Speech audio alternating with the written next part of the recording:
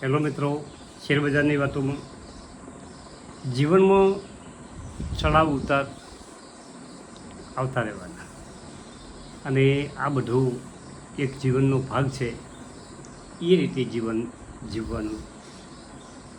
મિત્રો ખૂબ કોમેન્ટો આવી છે અને કોમેન્ટોના જવાબ પણ આપવા છે, પરંતુ પહેલાં આપણે થોડીક શેરબજારની વાત કરી લઈએ કે અમેરિકાના રાષ્ટ્રપ્રમુખ ટ્રમ્પ અને ચીનના રાષ્ટ્રપ્રમુખ જી જિનપિંગ વચ્ચે કાલે બેઠક થઈ અને મોટા ભાગનો એમના વેપાર ટેરિફ એના વિશે ચર્ચા થઈ છે. પરંતુ આ મુદ્દા ઉપર ચર્ચા થયા પછી ઈરાન મુદ્દે કોઈ ચર્ચા થાય અને કોઈ સોલ્યુશન નીકળે અને એના કારણે બજાર સ્થિર બજાર થઈ શકે. મિત્રો, ક્રૂડમાં ઘટાડો એ ભારત માટે ખૂબ મહત્ત્વનો છે. જે અત્યારે $105 આસપાસ બેરલ ચાલી રહ્યું છે, એમાં ઘટાડો થાય 90-80 આસપાસ આવે તો આપણો રૂપિયો સ્થિર થાય. બાકી આપણે તેલના એટલા બધા આયાતકાર છે કે ભવિષ્યમાં આપણે ઓનાથી પણ વધારે તકલીફ પડી શકે અને નાના માણસ સુધી આ તકલીફ આવી શકે. હવે લોડ એન્જિનિયરિંગની એ સુરેશભાઈનો એક પ્રશ્ન છે કે નવા ખરીદવા છે, શું 60 સુધી નીચે આવી શકશે? સુરેશભાઈ, આ શેર બજાર છે, અહીં કોઈ પણ વસ્તુ કહેવી મુશ્કેલ હોય. કાલે બજાર ઓનાથી પણ ઘટી શકે.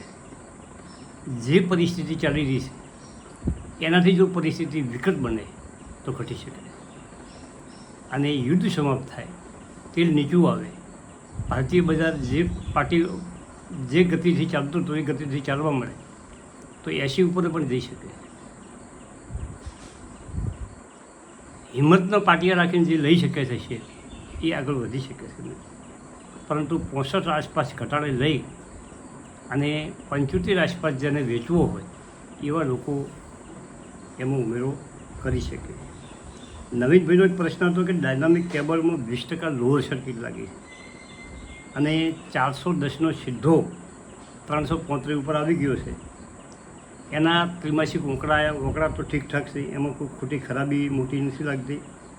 સામાન્ય નફા અને વેચાણમાં વધઘટ થઈ છે, પરંતુ ઉપરથી પ્રોફિટ બુકિંગ ખૂબ આવ્યું છે. જે દિવસે લોઅર સર્કિટ લાગી તે દિવસે વોલ્યુમ પણ થોડુંક વધારે થયું છે અને આ એક નાની કંપની છે. 1 મહિનામાં જે વધ્યો હતો એ વધારો ધોવાઈ ગયો છે. કંપની ખોટી નથી.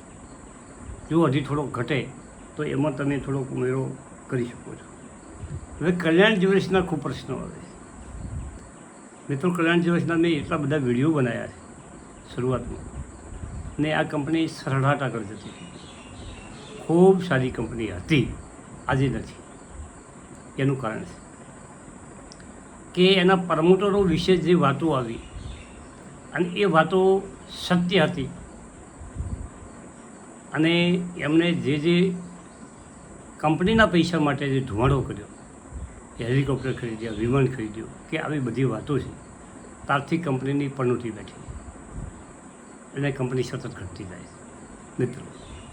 અને એના પછી આ વળી મોદી સાહેબની જે સોનું ન ખરીદવાની કોમેન્ટમાંથી એનાથી ઓર ઘટાડો થયો. હવે નવા શેર લેવા માટે તો આવી કંપનીમાં આપણે ભલામણ કરી શકવાની, કહી શકવાની.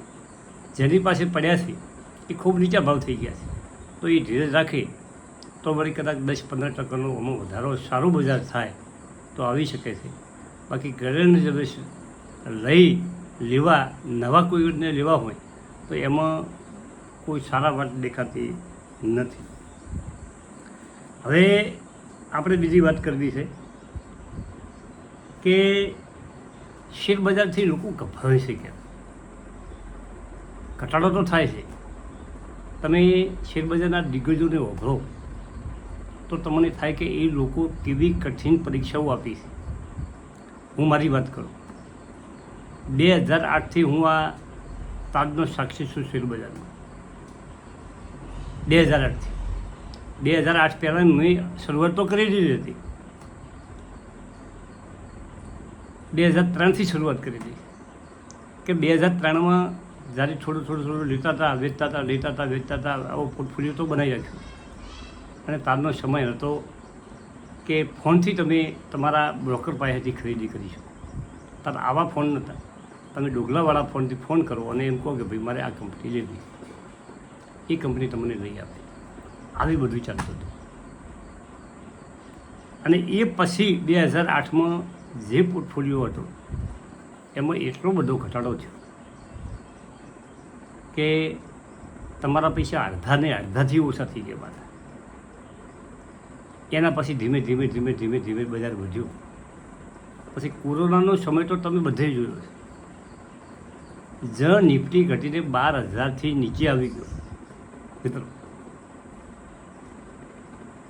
અને લોકોનું જીવન ખતમ થાય એવી પરિસ્થિતિ હતી. શેર લેવાનો એ વખતે કોઈ લોકો વિચાર જ મગજમાં ના આવે.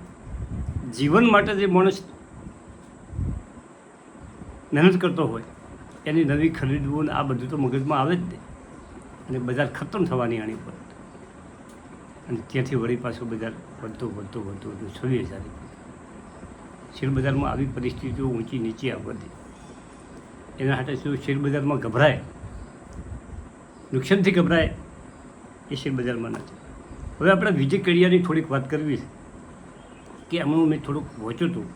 એ તમને અક્ષર જ વાંચી આપણો કે 1993માં કેડિયા સિક્યુરિટીની સ્થાપના એમણે કરી. તે કંપની શરૂઆતના હતી તેમની જિંદગીની બદલવાની શરૂઆત. 2003થી 2008 બુલ માર્કેટ, ધમધમતું માર્કેટ. એમણે અતુલ ઓટો અને એજેસ્ટિક લોજિસ્ટિક એમને 2 કંપનીઓ જે લીધેલી હતી એ બંને કંપનીઓ ઘણો વધારો છે મિત્રો. એમાં અતુલથી તેમને લગાવ હતો અને તેમણે એમના બાળકોની શાદી પછી બાળકોને હનીમૂન કરવા માટે કાઠિયાવાડ મોકલ્યા. અને એનું કારણ એક જ હતું કે એ લોકો અતુલની કંપનીનું મુલાકાત. આટલો બધો એ કંપની પર એમને લગાવ હતો. અને એક એમના પાસે જનૂન હતું. કહાની હવે શરૂ થાય કે શેરા સેનેટરી વોર 2004-05માં 30 રૂપિયાના ભાવે ખરીદી કર્યા શેર. અભળજો મિત્રો. અને 2007 આવતા 125 રૂપિયા થઈ ગયો. અને તેના પછી 2008માં માર્કેટ ક્રેશને કારણે 30 રૂપિયામાં ફરી પાછો 30 રૂપિયા ઉપર આવી ગયો. 125 વાળો છે. અને એમનું પ્રોફિટ 0 થઈ ગયું.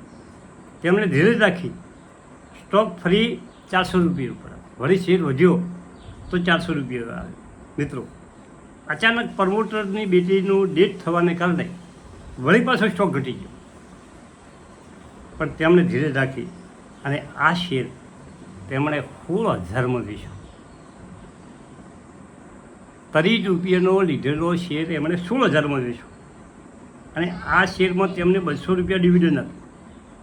એ સમયગાળામાં જે 8, 10, 20 વર્ષ રાખ્યો એ સમયગાળામાં એમને 2 રૂપિયા ડિવિડન્ડ મળ્યું.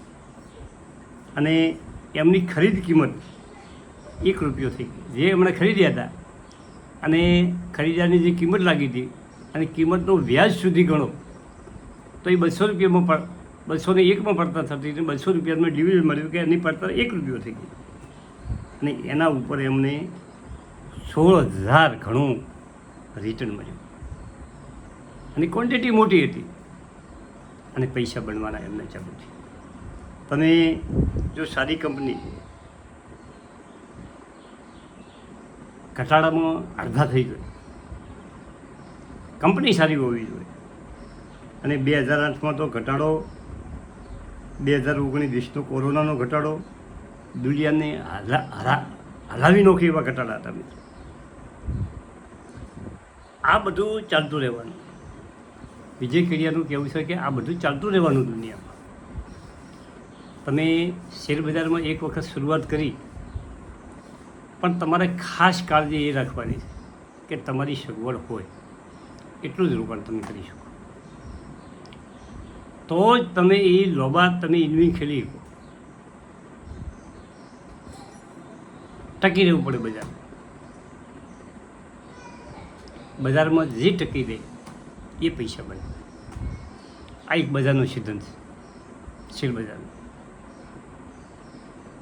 સારી કંપની જો મિત્રો, કંપની એની હોય છે, કંપની સવારમાં ખુલે છે પછી બંધ થાય છે, એના કર્મચારીઓ કામ કરતા હોય છે, એના વેચાણમાં કોઈ ખામી હોતી નથી, વેચાણ એનું ચાલતું હોય છે, કંપનીને નફો થતો હોય છે, પરંતુ એ કંપની મહિના પહેલાં 400 હોય છે અને મહિના પછી 200 થાય. આ લોકોના, ઘણા લોકોના માનસ ઉપર ફેરફાર થતો હોય કે જ્યારે લોકો લેવાની શરૂ કરે તો પછી આડે ધડે એનો શેર લેતા હોય. ઉપરી ગયા પછી ઘણા મિત્રો પ્રોફિટ બુકિંગ કરતા હોય, ઇન્ટ્રાડેમાં જે કામ કરતા હોય, અને એક વેચે, 2 વેચે, બધા જો વેચવા આવે તો એને નીચો લાવે. આ બધું શેર બજારમાં ચાલતું. Thank you. આભાર.